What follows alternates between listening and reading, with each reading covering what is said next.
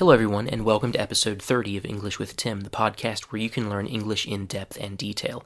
I'm Tim, native speaker English teacher, polyglot, world traveler, and author of several books for learning English. For a long time, I thought about ways that I could do a Halloween episode. I thought of comparing Halloween with its cousin holiday, the Day of the Dead, which is celebrated most famously in Mexico, a country where I spent a total of around a year and a half of my life. The problem was that I never really took many photos of the Day of the Dead, and talking about these holidays without showing pictures really doesn't do them justice. So I decided to do something else. I'm going to give you a grammar lesson about negative sentences, but with Halloween-themed example sentences. Now, usually it is questions that get the most attention and that people want to learn the most, but you also need to know how to make negative sentences, which are ones which include negative words like never, nowhere, nothing, nobody, and of course the most common negative word, not. Negative sentences are important because you sound bad when you make them the wrong way and sound good when you make them the right way. More importantly, though, making negative sentences correctly helps you to understand written and spoken English better. Before we start, though, we're going to need some Halloween-themed vocabulary so that you understand the sentences. First is bat. So a bat is a mouse that has wings and can fly. So bats eat fruit, but a few of them drink blood. Next, haunted house. Haunted house is a house that has ghosts in it. Next, witch. A woman who knows how to use magic. That's a witch. Next, coffin. A coffin is a box that dead people are buried in. Next, graveyard. A place where people are put after they die. Next, cemetery. Cemetery is a synonym of graveyard. So graveyard and cemetery mean exactly the same thing. Graveyard does sound scarier. Next, trick or treating. Going from house to house asking for candy on Halloween. Next, werewolf. A person, almost always a man, who turns into a wolf after midnight and back into a man in the morning. Next, reflection. An image of something that can be seen on the surface of something else, for example, a mirror or a lake. If you want to see your reflection, stand in front of a mirror. Next, coward. A coward is a person who is very afraid of many things. And the last one, potion. A potion is a liquid that people drink and that has magical qualities. So let's get started. Part 1 is going to deal with how to negate things using not. There are two ways of making negative sentences with not.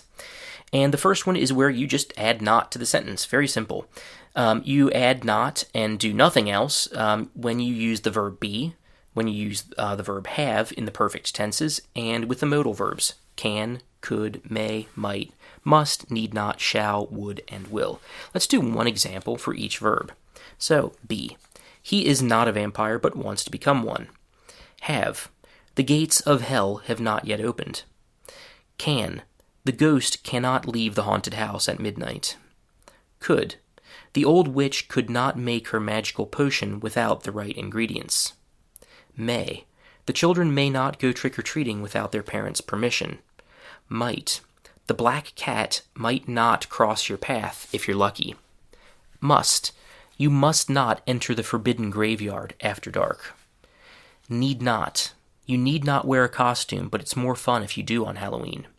Shall. I shall not reveal the secret of the mysterious costume until the party. Would. The vampire would not drink tomato juice even if it were offered. Will. The full moon will not guarantee a transformation into a werewolf. So this is all pretty easy.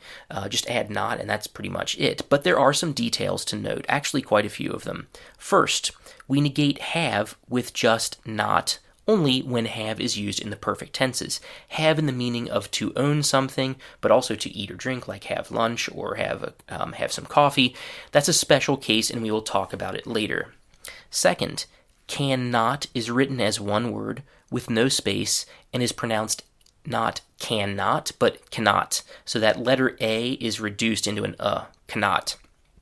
Third, contractions.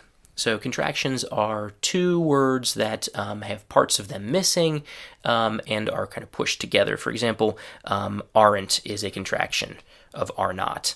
So the contractions for be are aren't, isn't, wasn't, and weren't.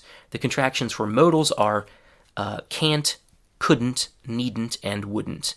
The contractions for have in perfect tenses are hadn't, haven't, and hasn't. Fourth, mustn't is the contraction for must not. The contraction mustn't is written with the letter T, but the T is not pronounced. So listen again. Mustn't. There's no T there. It's not mustn't. It's mustn't. Fifth, shall not and would not use contractions that are very different from just the base form of the verb with not. So the contraction of shall not is shan't.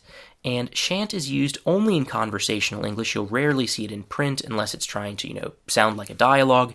And it's used mainly in Great Britain, Australia, New Zealand, much less so in North America. And of course, won't is the contraction of will not. Fifth, may not and must not do not have contractions. And sixth, needn't is a special case, and we will deal with it later. So, let's move on to the second way of negating verbs, the one that we use most often, and in fact with all other verbs except for be and modals.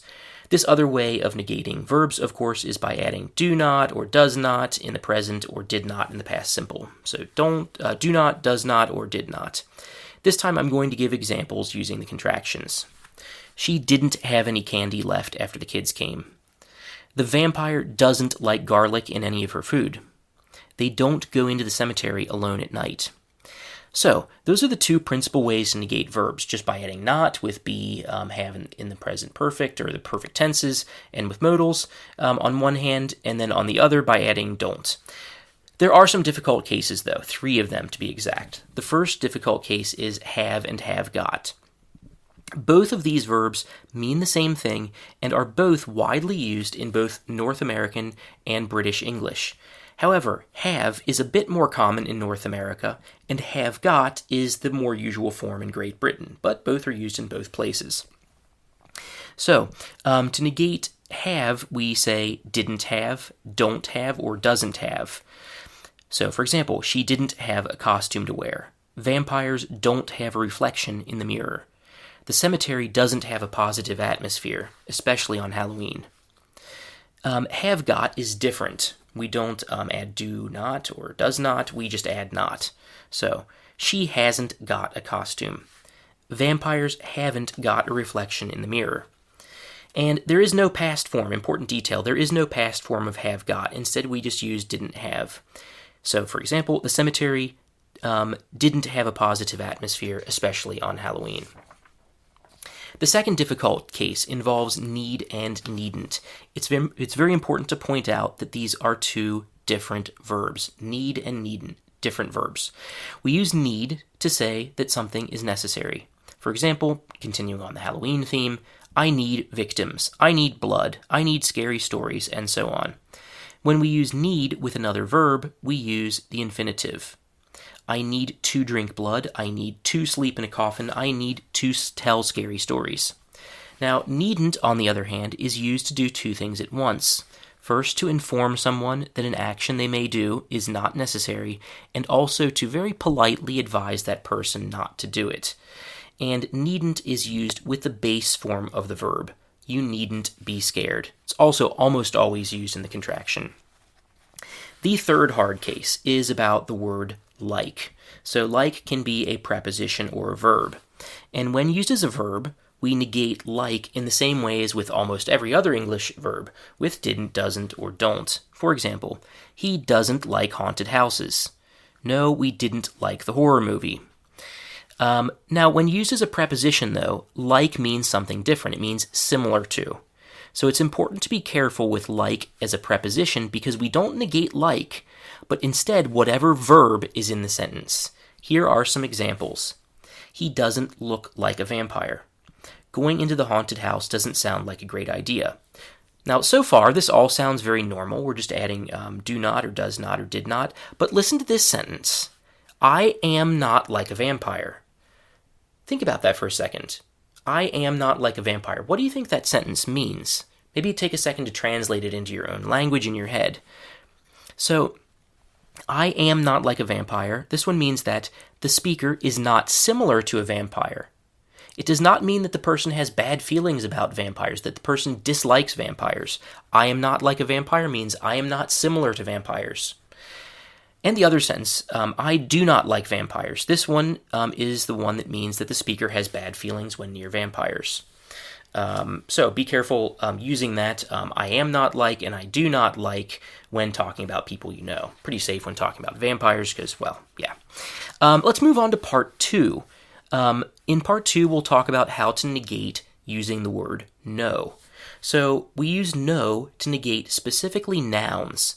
Listen to the example. I have no coffins to sleep in. Now, you could express this same idea in 2 other ways. First, I don't have coffins to sleep in. And second, I don't have any coffins to sleep in. So is there any difference in meaning between the sentence, I have no coffins to sleep in, and the other 2 sentences?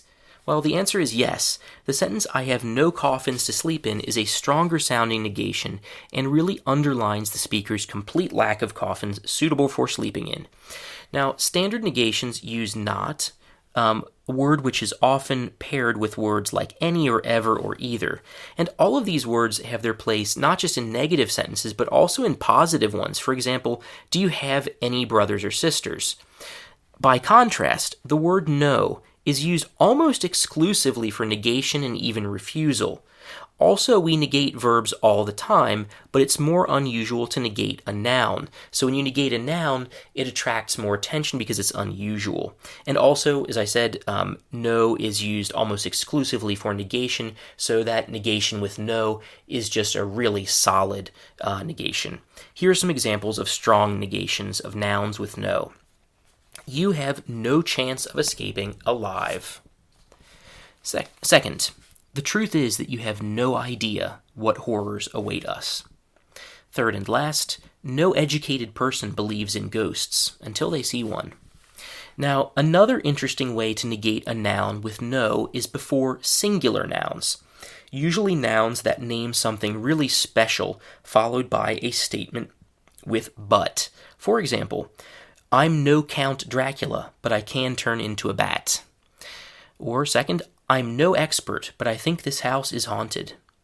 Third, he's no coward, but he won't go into the haunted forest at night. So that's all for negation of nouns using no, strong negations. Let's move on to part 3, which is about complex negation. Now we've covered the basics of negating verbs and also nouns, so let's talk about something more complex, negating other words in a sentence, and using more than one negative word in a sentence. You have probably heard that in English we do not have double negatives. For example, we don't make sentences like this one, I don't have no money. Now, you can hear that in some dialects, but those are not usually the forms of English that people from other countries are struggling or trying to learn. Now, of course, in some languages like Spanish or Russian, double negation is completely normal, but in English it's not.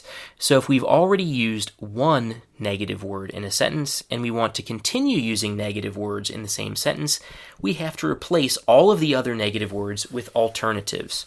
So the negative words in English are no, not, without, nobody, no one, nothing, nowhere, and never. If you've already used any of these words in a sentence, you have to replace them with something else. You replace nobody with no one. Nobody or no one with anyone. You replace nothing with anything. You replace nowhere with anywhere. You replace never with ever. You replace nor with or, and you replace neither with either. Now, what's interesting is that this can happen with just one additional negative word, or it can happen with several of them. So you can make a really strongly negated sentence. 7 examples. 1. No educated person ever believes in ghosts or vampires until they meet them. 2.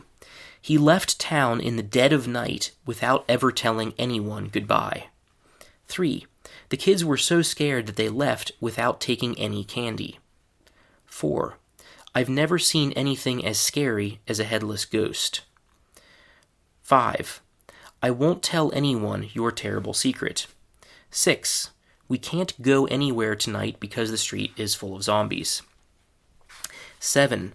And last, I didn't know that the house is haunted. Yeah, I didn't know either.